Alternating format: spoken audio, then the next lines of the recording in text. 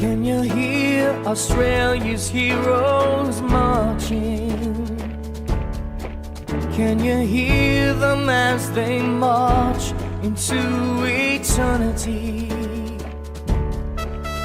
There will never be a greater love. There just couldn't be a greater sacrifice. There just couldn't be. Can you hear Australia's heroes marching? The ones who fought and gave their all?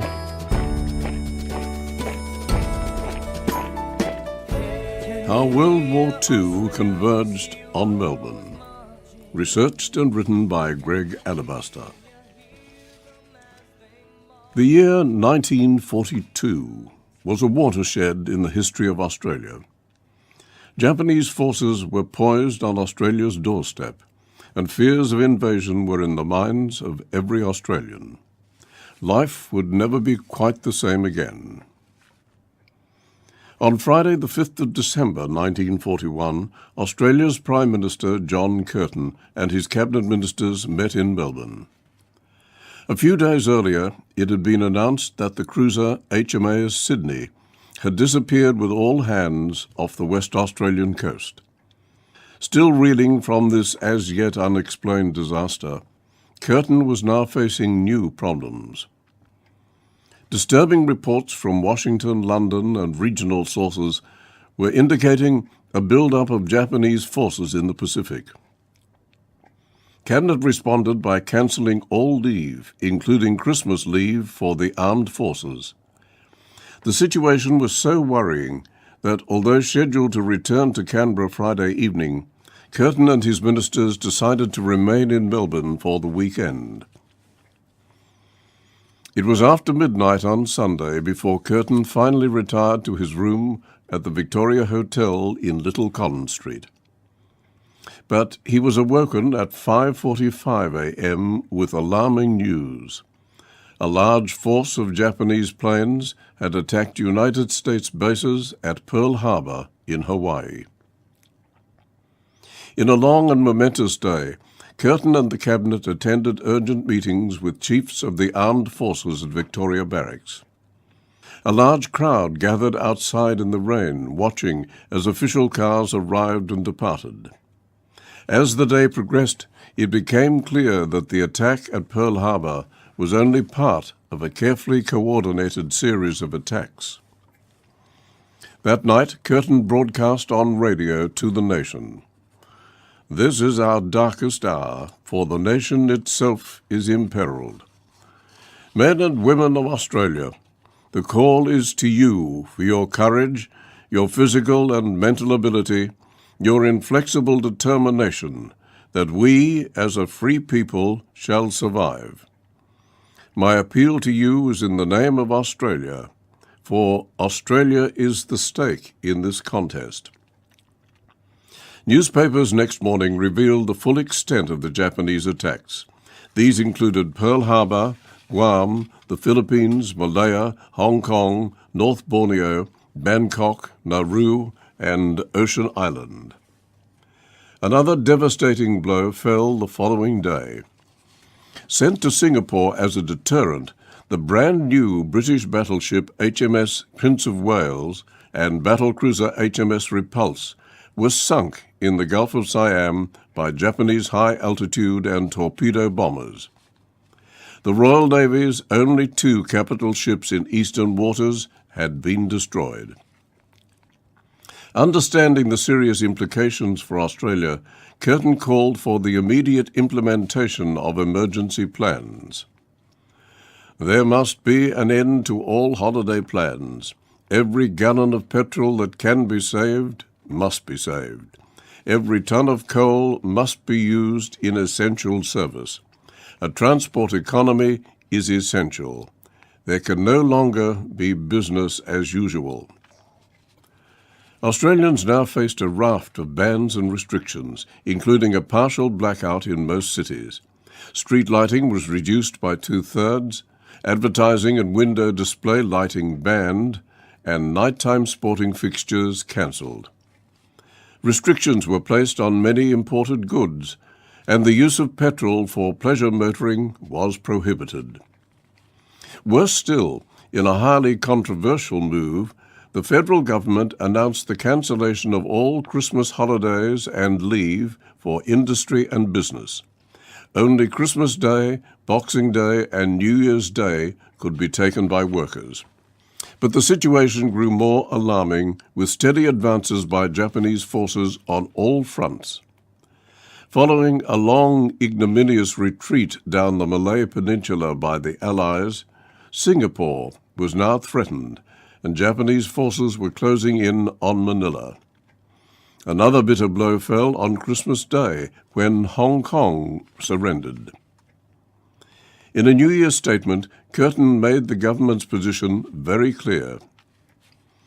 "Without any inhibitions of any kind, I make it quite clear that Australia looks to America, free of any pangs as to our traditional links or kinship with the United Kingdom. We know the problems the United Kingdom faces, but we know that Australia can fall and that the United Kingdom can hang on." Proud of their British heritage, many Australians were shocked and angered by this statement. But criticism evaporated rapidly a few days later, following a Japanese air raid on Rabaul in Australian New Guinea, the first major attack on Australian territory. If Australians had previously been somewhat blasé about air raid precautions, they now found a new imperative. In a frenzy of activity, air raid shelters appeared like mushrooms. A shortage of building materials meant most householders had to make do with backyard trenches covered with iron or wood. To avoid potential blast damage, people were urged to cover their windows with sticking plaster or to paste paper, cloth or gauze on the glass. But the news grew worse, with defeat following upon defeat. Manila and Kuala Lumpur fell to Japanese forces. Burma was invaded, Rabaul captured, and Port Moresby bombed. For Australians, the greatest blow fell on the 15th of February, 1942, when the supposedly impregnable fortress on Singapore Island surrendered.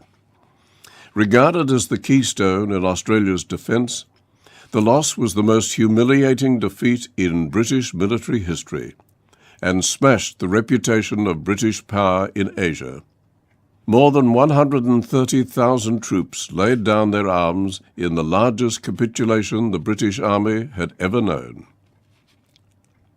In a broadcast the next day, Prime Minister John Curtin described the fall of Singapore as Australia's Dunkirk, opening the way for the Battle of Australia. Just 4 days later, Darwin was bombed twice in the same day by Japanese aircraft. The first attack comprised 188 aircraft, launched from the same 4 aircraft carriers that had earlier attacked Pearl Harbor. This was followed by a second attack from 54 land-based aircraft from Kendari and Ambon. The attacks killed 243 people and left 350 wounded. By the middle of March, an air of panic and desperation hung over large areas of Australia. These were dark days filled with dark thoughts. As one commentator put it, "War has ceased merely to be on Australia's doorstep. It is on the mat, reaching for the knocker." But hopes were revived on the 17th of March with the unexpected arrival of United States General Douglas MacArthur. Ordered by President Roosevelt to evacuate Corregidor in the Philippines, MacArthur and his family escaped in a torpedo boat to Mindanao, where they boarded an aircraft before landing at Bachelor Field, south of Darwin. Another flight took them to Alice Springs, but at this point MacArthur's wife, Jean, who had a fear of flying, declared she would not fly any further. The weekly narrow-gauge Garn train had already left for Adelaide, but a special train was hastily put together. In a long and uncomfortable trip, the MacArthurs jolted their way across the desert to Adelaide, where they boarded another train to Melbourne. They could not have expected the welcome awaiting them. More than 60 news reporters were waiting at Spencer Street Station. MacArthur was met by an honour guard of 360 American soldiers and officially welcomed by Deputy Prime Minister Frank Ford. A huge crowd cheering and singing for "He's a Jolly Good Fellow" drowned out much of the speeches. Outside, the streets of the nearby Menzies Hotel, where a whole floor had been reserved for the MacArthurs, were lined with well-wishers, some waving Australian and American flags, and others waving placards of welcome. Appointed Supreme Commander of all Allied forces in the South Pacific, MacArthur later spoke at a dinner in Parliament House, Canberra. "We shall win or we shall die, and to this end I pledge you the full resources of all the mighty power of my country and all the blood of my countrymen. My presence here is tangible evidence of our unity. My faith in our ultimate victory is invincible." But, unknown to the public, another extremely important team of Americans had also been evacuated from Corregidor. And strange things began to happen amongst the market gardens of Moorabbin. Under sweeping Commonwealth national security regulations, market garden properties located near the corner of Chesterville Road and Keys Road, Moorabbin, owned by Arthur McKittrick, Peter Briggs and William and Roy Sullivan, were abruptly requisitioned on behalf of the Director of Naval Works. Ordered out of their homes, the market gardeners were forced to find alternative accommodation. This was particularly difficult for the McKittricks, who spent their 40th wedding anniversary on the floor at another house. Within days of the acquisition, a team of workmen began to erect radio installations at the site. 8 25-metre wooden masts arrayed in a rhomboid pattern. Locals had no idea what was happening, but after a few American Navy personnel were seen at the site, there were rumours that it may have something to do with shipping. In fact, it was far more important. Early in the war, even before the attack on Pearl Harbor, the Americans had been successfully intercepting and breaking a number of coded Japanese diplomatic and military radio transmissions. Specialist units in listening posts were established in Washington, Hawaii, Singapore, and the Philippines, the last unit operating under the code name CAST. These units provided incredibly valuable information, and their existence remained a closely guarded secret. As Japanese forces advanced in the Philippines, the CAST team retreated into tunnels at Monkey Hill on Corregidor. Secretly evacuated by submarine, it was in fact members of CAST who suddenly appeared at Moorabbin. The Moorabbin site was selected as a radio listening post because it was in an area considered free of significant electrical interference and close to Allied Command Headquarters located in Melbourne. Shortly after their arrival, the CAST group was joined by a contingent of members of the Women's Royal Australian Naval Service, the RANS, specially trained in a crash course to receive Morse code and Japanese signals. After sitting up all night on a train, the RANS finally arrived at Moorabbin in the back of an open truck. Tired and cold, they were met by 2 solitary Americans. With their luggage, they tramped across windswept open spaces to their quarters, an old cottage that looked as if it had not been cleaned since it was built. For the first few days, newspapers were at a premium for protecting their possessions from the filthy floors. But this was the least of their problems. An indignant complaint from the base commander indicated that a bathhouse constructed for the RANS had been built with no door, and his female staff were forced to perform their ablutions exposed to the gaze of passers-by. Although this may not have worried the American servicemen, they also had their own accommodation problems.